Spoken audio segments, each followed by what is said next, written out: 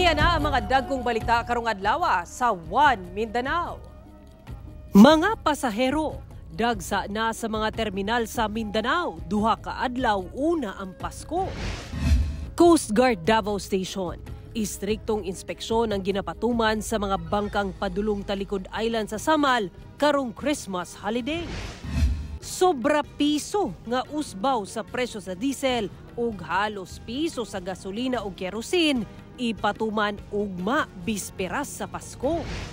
Og Santa Higala Project sa grupong Andam Higala Incorporated sa Cagayan de Oro naghatod og kalipay ug paglaom karong Pasko. Ito ang GMA Regional TV 1 Mindanao. Mayong hapon Mindanao, ako si Sara Hilomen Velasco. Istriktong inspeksyon ang ginapatuman sa Coast Guard Station Davao sa mga latsa nga padulong Talikod Island sa gikan sa Davao City karong Christmas holiday. Kipay mangnuan sa mga turista nga siguraduhon nga makig-alayon sa mga lehitimong tour operators. Anay report ni Argil Relator. Gikan alas 7 sa buntag, ana matod pa sa 31 ka mga lansa ang nibiyahe na padulong sa Talikod Island sa Samal Island alang sa island hopping ug water activities nga nanukad sa Santa Ana Wharf sa Davao City. Sa karon ubay-ubay na jud ang nagsugod na jud ang daghan nagtawo nga nagadto sa tong isla, samot na siya mga island hopping. Daghan daw hurot pud tanan ang mga boat. Gilauman nga sugod ugma sa bispera sa Pasko, ingon man sa mismong adlaw sa Pasko, ubay-ubay ang mag-island hopping sanglit holiday. Hinoon ang Coast Guard Station Davao ginasiguro nga luwas ang paglawig sa matag lansya. Istriktong ginainspeksyon kung nasunod ba ang mga regulasyon. Una mahatagan og clearance sa Coast Guard ang matag lansya nga makalawig. Pinupuntahan ng mga inspectors natin through their pre-departure inspection and then compel yung natin, require yung mga pasahero to wear life jackets, lalo na sa mga open deck na passenger boat. And aside from that, yung strict implementation ng proper head count ng pasahero para wala tayo overloading. Hugot ang pahimangno sa Coast Guard nga mo-avail og serbisyo sa mga lehitimong tour operators. Sanglit dunay nahitabong insidente kaniadto sa laing probinsya nga naaksidente ang gisakyang bangka samtang naglawig sa kadagatan. Minsan may mga incidents na nagre-rent sila ng fishing bangka. So ito kasing fishing bangka, hindi siya designed to carry passengers. So for fishing lang talaga siya. And kung pwede naman siyang magkaroon ng dual purpose, it should be registered also, or the Coast Guard should be informed prior departure. Kauban si Mature Awing sa kamera. Ako si Argil Relator. 1 Mindanao. Karong duha ka adlaw una ang Pasko, padayon ang pag-abot sa mga pasaherong biyaheng probinsya sa Davao City Overland Transport Terminal. Atong sayro ng mga katikaran karon din pinaagi ni Argil Relator live. Argil.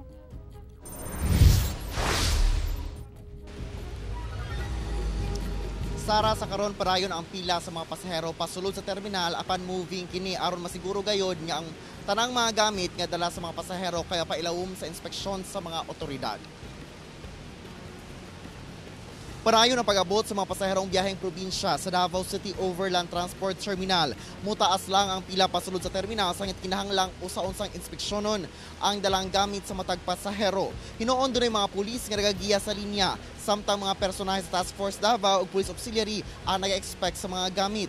Sa mismong sulod sa terminal, hapsay hinuon ang dagan diin bakante pa ang mga bus, labi na ang pa-northbound sama sa padulong ug Butuan, Surigao, lakip ang Cagayan de Oro City. Apan ang pa-southbound, nagapila ug nagahulat ang mga pasahero sa pag-abot sa mga bus, labi na ang biyaheng Cotabato, Kidapawan, Jansan ug Coronadal City. Sumala sa bus companies, igo matud pa ang mobiyaheng bus, apan ginahulat lang nila nga mahuman ang inspeksyon sa ilang garahe, una sila makabalik og biyahe. Sara sa karon dugang sa mga bus companies nga makasakay gayod ang tanang pasahero ug baso ipatuman nila ang no standing. Hinuon sa matag pag-abot sa bus ug galing mapuno na dayon ang pasahero, wala sila ing hulaton kundi mobiyahe na largo na tanano aron nga mabawas-bawasan sab ang ihap sa mga pasahero nga nagahulat din sa terminal. Sa karon mga kapuso nakasinati tag mga pag-ulan karon busa hinuon do na may atop ang kining passenger drive din sa terminal apan kinahanglan gyapon magdala og payong labi na katumutabok dito sa terminal pa southbound. Sara. Okay, daghang salamat Argil Relator. Hugot nga gikondena sa Commission on Elections ang pag-ambush sa Sulu Provincial Election Supervisor ni adtong Sabado sa Zamboanga City. Sumala pa nga gipaarakan sa mga armadong sospek ang sakyanan ni Sulu Provincial Election Supervisor nga si Attorney Vids Far Amil Julie, 51 anyos, sa Barangay Santa Maria, Zamboanga City pasado alas 10 sa buntag ni atong Sabado. Hinuon nakalingkawas sa ambush si Attorney Julie apan kritikal ang igsuon ini nga si Nasser Asiri, 51 anyos, tungod sa igo sa ilang ulo. Apan sa social media post sa COMELEC kagahapon Domingo, namatay na si Asiri sa ospital tungod sa grabing samad sa ulo niini. Tungod niini hugot nga gikondena ni COMELEC Chairman Attorney George Erwin Garcia ang pagpang-ambush. Gitahasan sab niini ang kapulisan sa hinanaling investigasyon sa mga kaso ug paggukod sa riding in tandem suspects. Sa karon padayon pa investigasyon sa kapulisan ug sa pagsuta sa nagpaluyo niini ug motibo sa pagpang-ambush. Ang sulo gipailawom karon sa COMELEC Region 9 human kini gitanggal sa BARM Region. Atong sayron ang dugang pang mga balita sa Mindanao. Makauban nato si Cyril Chavez live sa Cagayan de Oro City. Cyril. Salamat Sara. Aron dili mabalda ang transaksyon sa business sectors panahon nga adunay kalamidad. Ginuso karon sa Cagayan de Oro City Council ang programang Cellular on Wheels. Tumong niini nga mabutangan og signal sa komunikasyon ang Central Business District sa syudad. Ani ang report. Pinaagi sa usa ka technical working group nga gimugna sa Committee on Trade and Commerce sa Cagayan de Oro City Council. Gisugdan na ang paghimo sa mga gabayan aron mapatuman ang programang Cellular on Wheels sa Cagayan de Oro City. Sumala ni Councilor George Guking, chairman sa mong komitiba nga pinaagi sa National Telecommunications Commission kun NTC ug uban pang business organizations, laraw nila nga ipatuman kini sa syudad. Matag adunay kalamidad, usa sa mapirwisyo ang linya sa komunikasyon. Ang Cellular on Wheels ang tubag niini.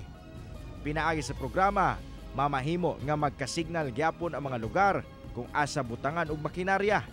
Target niini ang mga bangko, city hall, downtown ug uptown areas sa syudad.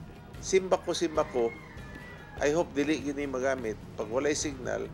Ang radius aning equipment 3 kilometers.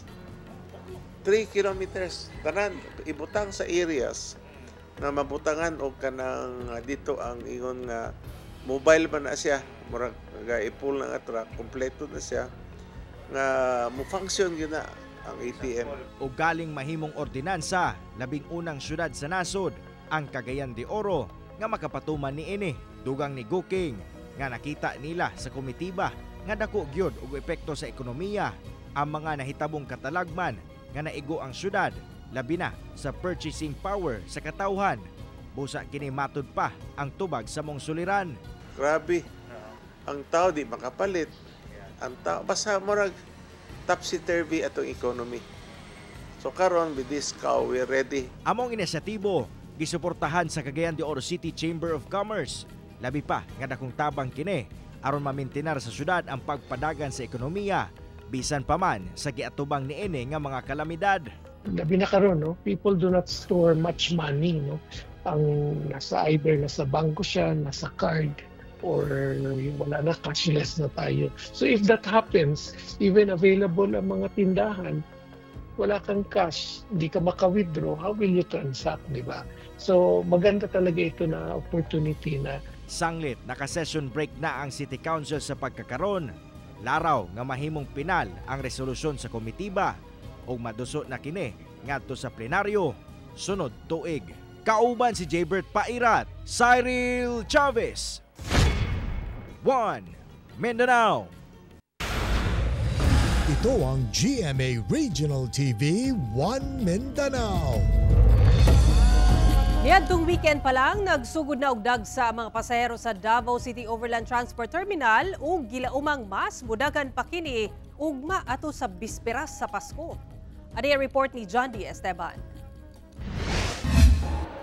Niadtong Sabado, dagsa ang mga pasahero sa Davao City Overland Transport Terminal o DICOT. Taas kaayo ang linya sa mga manguli sa ilatag sa tagsang lugar alang sa kasaulugan sa Pasko. Nakapalangan sab ang mano-mano nga pag-check sa mga bagahe ug ubang gamit sa mga pasahero kay naguba ang X-ray scanner.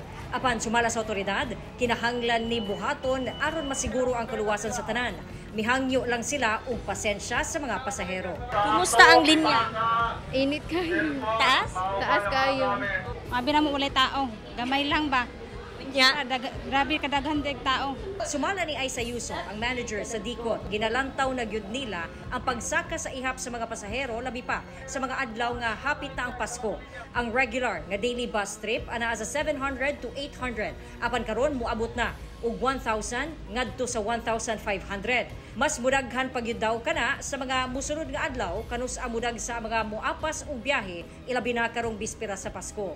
Hinuon gisiguro sa DICOT management nga paigo ang ihap sa mga bus nga mobiyahe aron ma-accommodate tanang pasahero. Nakig-koordinar na sila sa bus operators ug LTFRB alang sa special permit. Giabisuhan ang mga pasahero nga magsayo aron dili malangan sa biyahe. Kauban si Jojo Solarte sa kamera. Ako si John D. Esteban. 1 Mindanao. Duha ka adlaw una ang Pasko, hinay-hinay na sab nga bitag sa mga pasahero sa Agora Bus Terminal sa Cagayan de Oro City ug sa General Santos City Terminal. Bus companies andam mo serbisyo sa mga buot mo biyahe. Ani ang report. Duha ka adlaw una ang Pasko, hinay-hinay na nga nabatian ang pagdagsa sa mga pasahero sa mga bus terminal sa Cagayan de Oro City. Ilabi na sa Agora Bus Terminal nga anaa sa Barangay Lapasan kung asa sagad sa mga biyahe padulong sa East, Central ug South nga direksyon sa Mindanao. Gipasalig sa bus companies nga nakahinabi sa GMA Regional TV 1 Mindanao nga andam kuno sila nga serbisyohan ang tanang pasahero nga mobiyahe karong holiday season. Ila na sab kuno gidoble og suta ang ilang mga bus units aron masiguro nga luwas ang mga biyahe. About sa mga driver, naya mong 8 hours good nga pahulay sila nga aron inigbiyahe, kontento sila nga dili sila ingon nga kapuyon o unya kompleto man pod among kuan kada matag terminal pwede sila mahapit either may mga inspector po namo sa matag isa nagaman po sila. Nag-anam-anam na og dagsa mga pasahero sa General Santos City Public Terminal aron manguli sa ilang tag sa kaprobinsya og dito magsaulog sa Pasko. Sayo ko para kalingkod yung migtarong Davao. Dito may magkuan Pasko. Sumala sa management, abli ang bus terminal 24 oras bisan sa Pasko. Apan magdepende na lang sa mga bus company kung unsang oras ang ilang biyahe. Na-augment na ta og daghan PNP no and ang Coast Guard na apoy ginapadala nga tao as well as ang Bureau of Fire. So ang task force na rin sila ginapadala nga mga additional na personnel. Sumala sa mga bus company nga nagabiyahe pa Davao City, South Cotabato ug Cotabato City, walay pag-usab sa ilang schedule kung asa alas 2 sa kadlawon ang first trip ug alas 9 sa gabi ang last trip. I'm encouraging everyone as early as possible kung mag-uwi kayo, magpunta na kayo dito para hindi mag-congest ang Bulaang Terminal. Kauban si Makoy Sempron, Cyril Chavez, 1 Mindanao. Mga kapuso, bispera sa Pasko ugma, apan kalbaryo ang hatod ngadto sa mga motorista sa usbaw na sab sa presyo sa mga produktong petrolyo nga ipatuman ugma Disyembre 24. Piso ug 45 centavos ang isa ka sa presyo sa kada litro sa diesel ugma, samtang 50 centavos sa kada litro sa gasolina ug 75 centavos sa matag litro sa kerosene ang iusbaw sab sa presyo sa mga produktong petrolyo. Kini na ikalimang sunod-sunod nga semana nga miusbaw ang presyo sa gasolina. Samtang kini ang ikapito sa big time nga pagsaka sa presyo sa diesel karong tuiga. Sumala sa Department of Energy Oil Industry Management Bureau ang pagsaka sa presyo sa mga produktong petrolyo tungod sa nagpadayong kagubot sa Middle East ug pagputol sa produksyon sa oil-producing countries.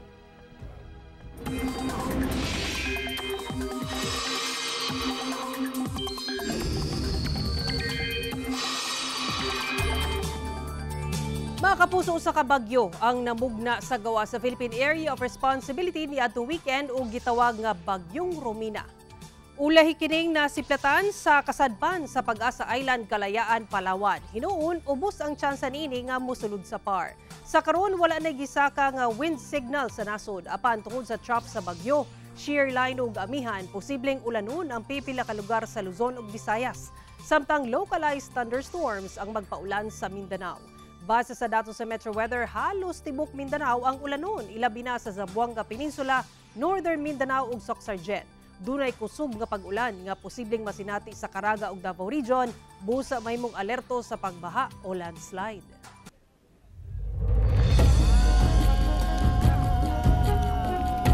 May 19 anyos nga lalaking nag-atubang og kasong statutory rape nasikop sa kapulisan sa Pulumulok, South Cotabato. Naka-alerto si Efren Mamak. Sa prisuhan sa Pulumulok Municipal Police Station na magpasko ang 29 anyos nga lalaki human gidakop sa kapulisan sa ilang balay sa Barangay Poblasyon, Pulumulok, South Cotabato niadtong Sabado.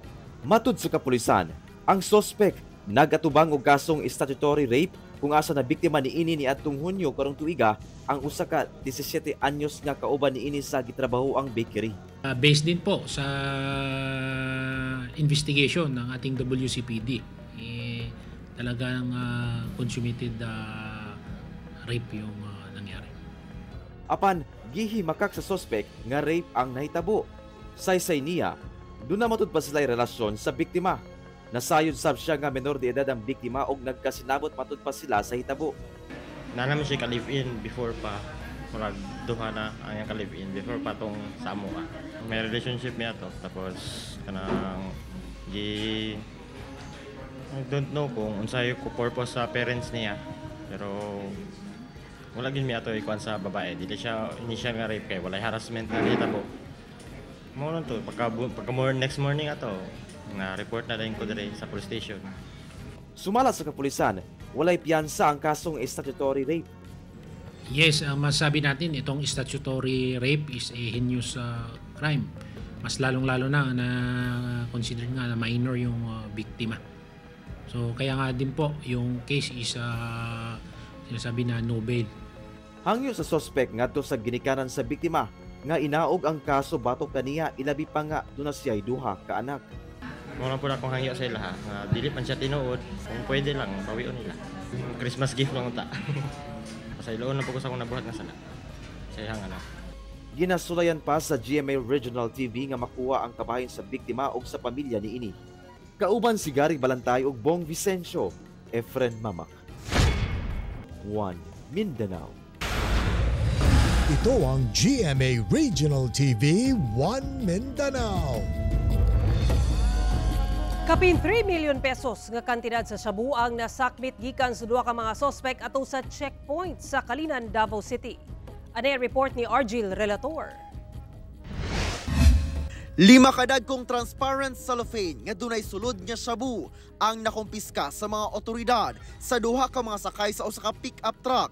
Giila kini nga sila si alias Richie, 37 anyos ug alias Kian, 29 anyos. Ato sa inspeksyon dihang pasulod unta sa Davao City, agi sa Barangay Lacson, AFP-PNP Border Control Checkpoint sa Kalinan, alas 12:20 sa udto, adlawng Domingo. Ana sa 3.2 million pesos ang standard drug price sa nakumpiskang illegal nga droga. Dunasay nakumpiska nga 10,000 pesos nga drug money. Sa ilalom sa passenger seat. So na ining civil dito sir no mo tong gipa-open ang kanang pultahan. Actually plain view to sir ha. Plain view to siya nakita check and then tinokloray na sila kung insay tay iya. Nakumpirma na matud pa sa crime laboratory sa PNP nga positibong shabu ang nakumpiskang mga illegal nga droga. Di pa rin kamutan yun ma'am no, nga dili ni siya masulod sa yung ani kabulto ma'am no, nga illegal drugs kaya possible yun nga ilahang i-distribute dili sa ato ang area of responsibility mao nang ang ato ang mga control borders na i-stricto gyud nga ipahigayon ang mga inspection. Ginapanubayan pa sa kapulisan kung asa gayud ang tinubdan sa maong bulto sa illegal nga droga o kung kinsa ang kontak sa mga suspect nga mao'y posibleng tagakan sa droga sa Davao. Kalapasan sa Section 5 o Transportation ubos sa Comprehensive Dangerous Drugs Act ang ipasakang kaso batok sa mga suspect nga wala na mihatag og pahayag. Kauban si Metro Awing sa kamera. Ako si Orgil Relator. 1 Mindanao. Mga sospek sa pag-ihaw sa kinawat nga baka padayong ginapangita sa kapulisan sa Sultan Kudarat, Maguindanao del Norte. Giban ang badaang moabot sa 30,000 pesos ang kantidad sa baka nga giihaw sa duha ka mga lalaking sospek sa Barangay Ungap sa Sultan Kudarat, Maguindanao del Norte niadtong December 8. Ang maong baka gipanag-iyahan sa 57 anyos nga mag-uuma sa maong barangay. Matod sa kapulisan, duha ka mga witness ang nakita sa mga sospek dihang gidala nila sa kalasangan ang maong baka ug giihaw. Giling misibat sakay sa motorsiklo ang mga sospek dihang namatikdan nga dunay nakakita. Apan nabiya nila ang laing pula ka motorsiklo nga dunay sidecar, duha ka kutsilyo, lakip driver's license. Parain pang ginapangita sa kapulisan ang maong mga sospetsado. Kamatikdan na ang pagdagsa sa mga tao sa Bangkeron Public Market sa Davao City karong adlaw, duha ka adlaw una ang Pasko. Sa pagpanubay sa GMA Super Radio Davao, mabati na ang Christmas rush sa pinakadakong merkado publiko sa syudad karong adlaw. Kamatikdan nga halos midoble pa ang mga tao nga namalengke sa mga merkado kung itandi sa regular nga mga adlaw. Apan gilauman pa ang pagdagsang sa mga mamalitay ug mga adlaw bispera sa Pasko. Namatigdan sab sukad sa milabayng semana ang pagpulbot sa dagat sa trapiko sa pipila ka lugar nga duol sa mga dagkong mall sa syudad. Padayon ang pagpangapod-apod sa annual cash subsidy sa mga senior citizens sa Davao City alang karong tuiga. Sa impormasyon sa Davao City Social Welfare and Development Office, karong adlaw, Disyembre 23, ipahigayon ang payout sa City Poblasyon B sa Barangay 39-D ug Barangay 40-D. Samtang sa Disyembre 28 sa Poblasyon A sa Barangay 5-A, 7-A, 8-A ug 9-A. Una nagibutyag sa CSWDO nga mga residente nga senior citizens sa Davao City lamang ang makabenepisyo sa subsidy nga 1,500 pesos matag tuig. Gipaningkamutan nga mahuman sa Davao CSWDO ang paghatag sa subsidiya sa tanang 60 anyos, doon na may pensyon o wala karong tuiga. Apan ugaling dili kini mahuman, magpadayon ang payout sa tuig 2025. Gihangyo ang mga benepisyaryo nga mutuman sa schedule sa payout. Mga kapuso, duha ka adlaw na lang yun. Pasko na! Mo kataw muling balita sa Mindanao karong adlaw. Mamahimo ninyo kini makita pag-usab pinaagi sa pagbisita sa official website sa GMA Regional TV o bisita ang among official YouTube channel o i-click ang subscribe button para sa pinakauling balita. Dagang salamat sa atong mga kapuso sa Mindanao nga nagalantaw kanamong sa atong mga kapuso abroad. Padayon lang sa pagtutok sa mga lokal nga balita matag adlaw tungod sa GMA Regional TV, Local News Matters. Kami ang GMA Regional TV 1 Mindanao, tibok persa para sa mas na komisyon ug mas halapad nga pagserbisyo sa nasod.